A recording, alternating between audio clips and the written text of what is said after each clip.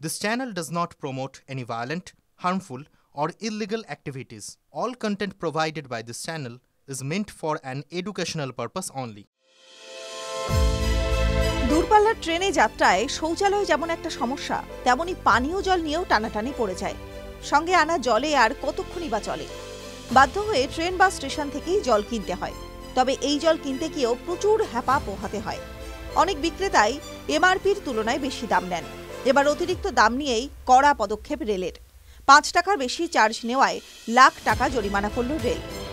১৫ টাকার জলের বোতল বিক্রি করা হচ্ছিল ২০ টাকায়। যাত্রীর অভিযোগ পেতেই কড়া পদক্ষেপ ভারতীয় রেলওয়ের।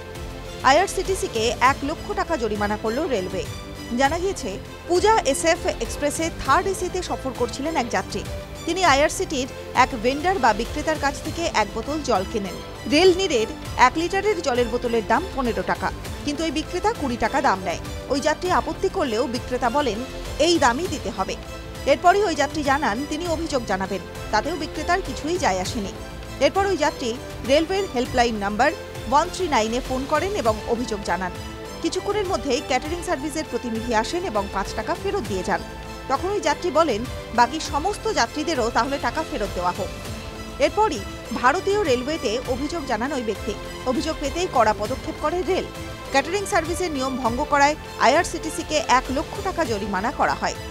রেলের পাঠানো চিঠিতে লেখা হয়েছে, অনৈতিক অভ্যাস, যাত্রীদের থেকে অতিরিক্ত টাকা নেওয়ার মতো ঘটনায় জিরো টলারেন্স নীতি অনুসরণ করা হয়। টিভি9 বাংলা ডিজিটাল।